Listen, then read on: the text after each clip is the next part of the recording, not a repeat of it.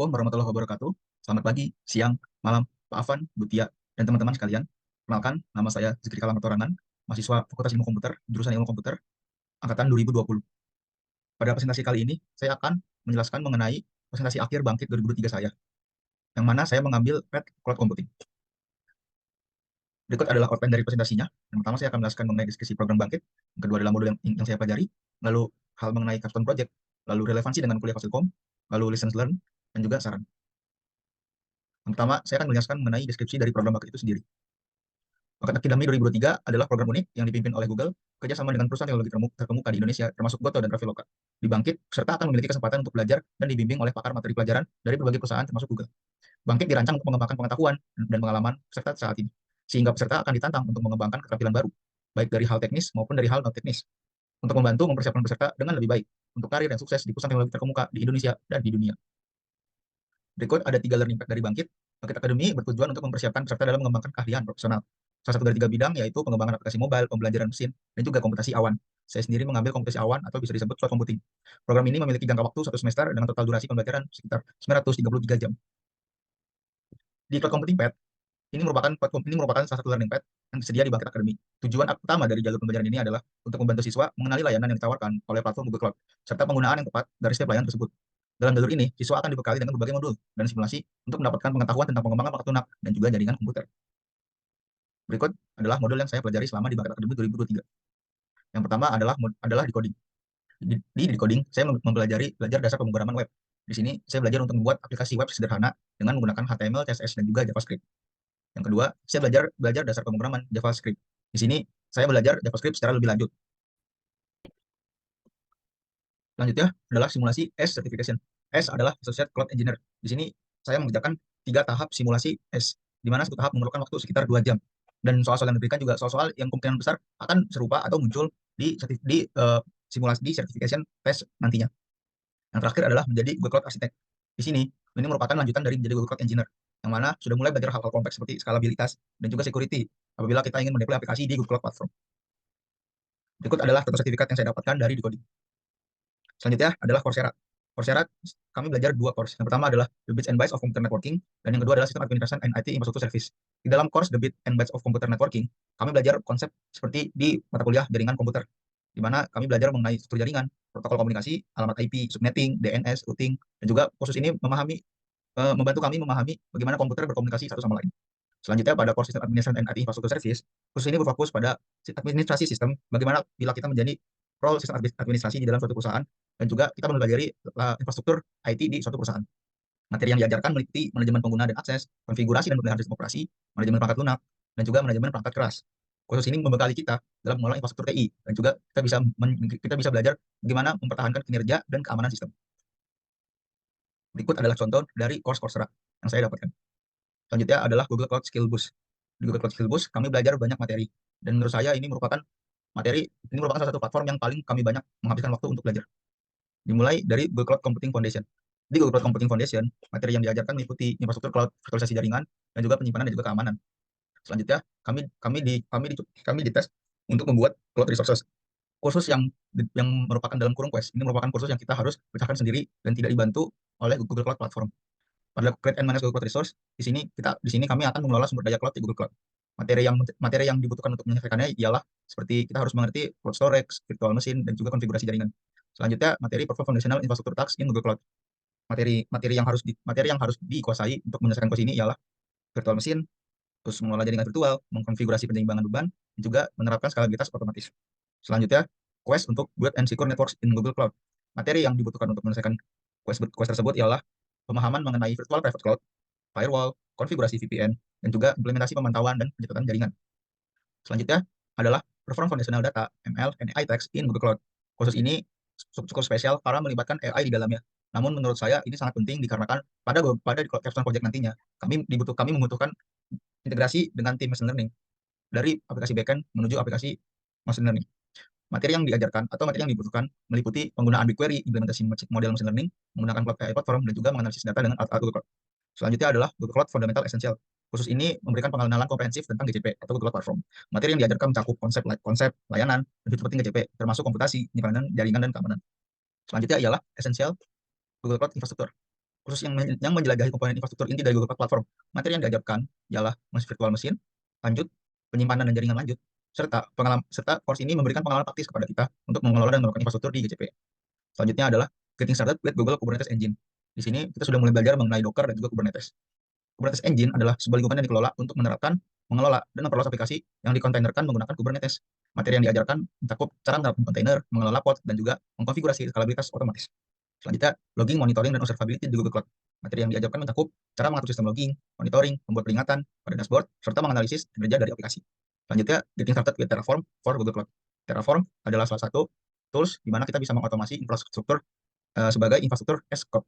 Sehingga code yang kita buat itu bisa kita berikan, bisa kita share ke developer lain, dan developer tersebut bisa merekayasa ulang infrastruktur yang telah kita buat. Materi yang diajarkan mencakup konfigurasi infrastruktur, menerapkan sumber daya, dan juga mengolah status. Selanjutnya, setup and configure cloud environment in Google Cloud. Kursus ini memberikan panduan langkah demi langkah dalam mengatur dan mengonfigurasi lingkungan cloud di GCP. Materi yang diajarkan mencakup membuat proyek, mengatur pembayaran, mengkonfigurasi kontrol akses, dan juga mengorganisir sumber daya. Selanjutnya, automatic infrastructure on Google Cloud with Terraform. Pada kursus ini, kita belajar lebih lanjut mengenai Terraform, dan juga kita belajar lebih lanjut mengenai sumber daya dan praktik-praktik terbaik atau best practice dalam mengelola infrastruktur as code. Selanjutnya, application development with CloudRun. Kursus ini mengajarkan kita untuk mencoba CloudRun secara langsung. CloudRun adalah suatu layanan untuk mendeploy aplikasi. Materi yang diajarkan mencakup membangun Emacs container, menerapkan aplikasi, dan juga mengkonfigurasi skalabilitas otomatis. Selanjutnya, Hybrid Cloud Modernizing Application with Anthos. Kurs ini kita mempelajari tentang Anthos, ialah platform hybrid dan multi-cloud dari GCP. Materi yang diajarkan mencakup modernisasi aplikasi yang sudah ada, atau bahasa lainnya adalah mengupgrade aplikasi menjadi versi terbaru, lalu mengelola implementasi di berbagai lingkungan, dan juga menerapkan kebijakan keamanan dan kepatuhan pada aplikasi yang telah kita buat. Selanjutnya adalah serverless cloud run development. Di sini merupakan materi yang cukup menarik dikarenakan serverless juga sedang hype belakangan ini. Materi yang cukup pada serverless cloud run ialah mengelola cluster Kubernetes untuk skenario aplikasi yang lebih canggih. Terakhir ialah deploy to Kubernetes in Google Cloud. Kursus ini mengajarkan cara mendeploy aplikasi ke Kubernetes di Google Cloud. Materi yang diajarkan mencakup membangun email container, membuat mengelola cluster Kubernetes, serta melakukan penyebaran aplikasi ke lingkungan Kubernetes. Berikut adalah salah satu contoh sertifikat yang saya dapatkan di Google Cloud Skill Boost. Berikut adalah modul soft skill yang kami pelajari di Bangkit. Yang pertama adalah growth mindset and the power of feedback. Di sini kita belajar untuk selalu menerapkan growth mindset dan juga bukan block mindset, sehingga kita bisa menjadi lebih baik setiap hari. Yang kedua adalah time management. Time management merupakan salah satu hal yang sangat penting, karena menurut saya ini sangat berlaku tidak hanya di perkuliahan atau pekerjaan, tapi juga di kehidupan sehari-hari. Selanjutnya adalah critical thinking dan juga problem solving. Menurut survei, problem solving adalah salah satu soft skill yang paling dibutuhkan di dunia kerja saat ini. Dan juga kita bisa lebih kritis dengan pendapat orang lain ataupun pandangan-pandangan yang sangat banyak di dunia modern ini. Selanjutnya, adaptability and resilience. Sebagai mahasiswa ilmu komputer, kita harus bisa beradaptasi dengan perkembangan zaman yang selalu berubah setiap tahunnya. Kita tidak tahu hal apa yang kita pelajari pada tahun ini, apakah akan sama seperti hal yang kita pelajari, hal yang akan kita lakukan 5 tahun ke depan, 10 tahun ke depan, atau beberapa tahun ke depan. Sehingga kita harus bisa mengadaptasi dan juga melihat lingkungan sekitar, apa saja yang sedang berkembang, dan kita mencoba untuk mempelajari hal-hal tersebut. Selanjutnya adalah project management. Project management juga merupakan hal yang krusial sebagai mahasiswa ilmu komputer, dikarenakan pastinya kita akan banyak menghandle project-project dari klien, maupun saat saya melakukan Bangkit pun, ini juga merupakan hal yang membantu saya, sehingga tim kami bisa berjalan semestinya. Selanjutnya adalah professional communication and networking. Tidak bisa dipungkiri, networking merupakan hal yang penting, dan juga ini merupakan salah satu soft skill yang esensial, karena sebagai manusia kita tidak bisa hidup sendiri. Ini pun berlaku di pekerjaan. Sebisa mungkin kita bisa menerapkan networking sebanyak mungkin ataupun seluas mungkin tanpa pandang bulu.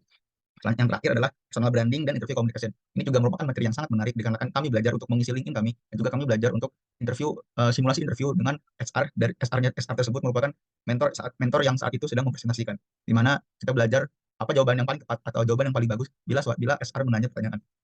Pada gambar tersebut adalah salah satu contoh saat kita melakukan ALT session soft skill. Selanjutnya adalah English session. Yang pertama adalah spoken correspondence. Di sini merupakan kelas pertama bahasa Inggris, dan juga ini melatih kita untuk bisa speaking, untuk bisa semakin berani, semakin mempunyai grammar yang bagus dalam berbicara bahasa Inggris. Yang kedua, kita harus bisa expressing opinions. Kita tidak boleh malu bila kita mempunyai opini dalam diri kita sendiri, dan juga beberapa frase-frase diberikan oleh guru kami, yaitu Mr. Glenn, seperti pada gambar di bawah. Banyak frase-frase yang bermanfaat apabila kita ingin mengekspresikan opini kita. Yang ketiga adalah business presentation. Dikarenakan Bangkit membutuhkan presentasi, dan juga di dalam bahasa Inggris, maka Bangkit mempunyai kelas business presentation. Di sini kami belajar untuk mempresentasi secara profesional menggunakan bahasa Inggris yang baku, baik, dan benar. Selanjutnya, capstone project.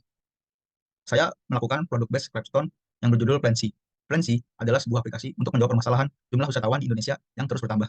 Oleh karena itu, kebutuhan akan inovasi menjadi semakin meningkat untuk menemukan solusi yang dapat membantu wisatawan merencanakan perjalanan mereka dan memaksimalkan pengalaman berpetualang mereka. Plancy bertujuan untuk mengembangkan aplikasi rekomendasi perjalanan untuk membantu orang-orang yang kesulitan dalam memutuskan tujuan perjalanan selanjutnya dengan memanfaatkan sosial media. Berikut adalah fitur dari Plancy. Plancy menerapkan algoritma AI yang terintegrasi pada aplikasi ini, mempertimbangkan minat pengguna, anggaran, ketersediaan tempat, kategori tempat, dan juga peringkat untuk memberikan rekomendasi personal yang sesuai dengan wisata terbaik yang mungkin disukai oleh pengguna. Aplikasi ini juga menyediakan fitur rekomendasi berdasarkan gambar yang diunggah oleh pengguna yang disebut FYT atau For Your Trip.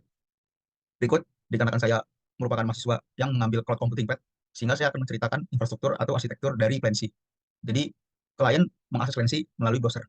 Dan di Plancy, kami mempunyai dua virtual machine, yang keduanya tersebut mempunyai spesifikasi yang telah di-custom sehingga sesuai dengan kebutuhannya. Yang pertama adalah virtual machine 1 atau virtual machine untuk mendeploy React application.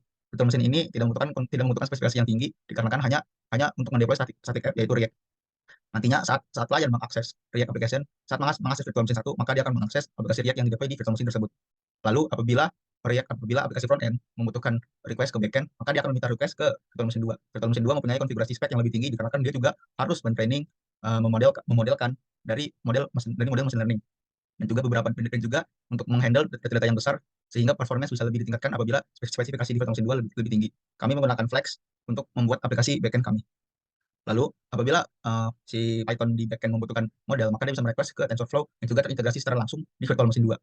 Lalu bila ingin mengupdate data atau mendapatkan data, maka virtual machine 2 bisa meminta request kepada Cloud Storage Bucket untuk mengupdate atau mempost data. Di sini format dari data yang diberikan atau dibaca adalah format CSV. Berikut adalah demo aplikasi dari Plancy. Yang pertama, user akan login ke dalam aplikasi dan bila kita lihat ini sudah terdeploy di virtual machine menggunakan IP yang unik. Berikut merupakan halaman utama atau halaman depan dan juga terdapat rekomendasi berdasarkan pengguna. Di sini bisa kita lihat user sedang mencari tempat yang ingin dia kunjungi. Lalu dia masuk ke halaman For Your Trip atau FYT. Saat masuk ke halaman FYT, user ingin mengupload foto. Maka saat user mengupload foto, rekomendasi yang akan diberikan akan terupdate sesuai dengan kesukaan user atau preferensi user pada foto. Seperti kita lihat, user baru saja mengupload foto pegunungan, maka feed atau konten-konten pada FYT akan menunjukkan pegunungan. Lalu bila kita login menggunakan akun lain, kita akan mencoba login menggunakan akun El Barbara. Kita login, dan bila kita lihat rekomendasi dari akun El Barbara tadi berbeda dengan akun sebelumnya. Karena memang ini sangat menyesuaikan dengan beberapa parameter yang ada di model machine learning kami. Nah, bila kita lihat berikut merupakan konten pada FYT El Barbara, lalu kita akan mencoba mengupload foto baru. Saat kita mengupload foto baru sambil menunggu modelnya bekerja, maka kita bisa melihat konten terbaru akan menyesuaikan dengan foto apa yang baru saja El Barbara post. Nah, hal ini membuktikan bahwa model machine learning telah bekerja secara baik. Berikut adalah relevansi dengan perkuliahan. Yang pertama, pembelajaran di Bangkit menawarkan banyak materi software engineering, seperti contohnya modul dasar pemrograman web, belajar bahasa pemrograman JavaScript, dan belajar membuat aplikasi backend. Hal ini sesuai dengan salah satu peminatan di jurusan ilmu komputer, Fakultas Ilmu Komputer, yaitu PKS Margatuna, dan juga beberapa mata kuliah seperti PBP, Pro, dan semacamnya. Dan PPL. Di Bangkit kami pun juga belajar mengenai penerapan cloud computing secara dalam, dan ini pun relevan dengan mata kuliah komunikasi awan. Lalu berbagai hal mulai dari jaringan, infrastruktur, hingga security seperti yang telah saya jelaskan pada materi Coursera, kami juga pelajari semua secara mendalam, yang mana ini juga sejalan dengan mata kuliah jaringan komputer dan peminatan di Fasilkom yaitu infrastruktur dan security. Lesson learned. Berikut beberapa hal yang saya pelajari atau saya dapat dan saya ingin coba highlight. Yang pertama adalah saya dapat lebih memahami infrastruktur dalam aplikasi dan juga saya bisa dapat menerapkan best practice ada pada perusahaan ternama. Sebagai contoh perusahaan Google, saya bisa mencontoh bagaimana Google menerapkan infrastruktur di aplikasi mereka. Lalu saya bisa juga menambah tech stack saya untuk membuat aplikasi menggunakan framework atau bahasa pemrograman terkini. Seperti yang telah dijelaskan di Bangkit, kami belajar mengenai JavaScript dan juga belajar mengenai Express.js ataupun Happy.js. Ini merupakan salah satu bahasa pemrograman yang sedang populer belakangan ini. Lalu saya juga mengetahui berbagai layanan yang ada pada Google Platform yang mana juga merupakan banyak sekali layanan yang sangat-sangat berguna dan juga saya dapat menghitung cost dari layanan tersebut bila sekiranya saya membutuhkan menggunakan GCP pada proyek saya nanti. Lalu pada sisi soft skill, saya dapat meningkatkan kepercayaan diri saya untuk tampil atau berbicara di hadapan orang-orang banyak melalui metode-metode yang saya dapatkan dari IELTS session. Selanjutnya, saya mengenal banyak orang baru dan bisa belajar banyak hal menarik dari orang-orang tersebut. Lalu saya juga semakin mudah untuk mengurutkan prioritas, terlebih lagi dalam hal memanage waktu, saya bisa lebih baik daripada sebelum saya mengikuti program Bangkit. Dan terakhir adalah saran saya untuk mitra, kuota yang tidak berimbang untuk setiap learning path, sehingga ada beberapa learning path hanya memiliki satu anggota saja saat kita melakukan capstone project. Hal ini cukup memberatkan anggota dari learning path tersebut, sehingga cukup tidak adil bila dibandingkan dengan workload anggota dengan learning path selainnya. Lalu saran untuk fakultas tetap memberikan dukungan dan juga perhatian untuk program Bangkit selanjutnya. Selanjutnya, saran untuk calon peserta. Calon peserta bisa mulai untuk mencicil modul-modul dari jauh hari. Lalu juga peserta bisa mulai memikirkan produk capstone dan membentuk timnya dari awal Bangkit, sehingga saat pengumpulan produk capstone bisa lebih matang lagi produk capstone yang ingin diajukan. Sekian yang bisa saya sampaikan. Terima kasih.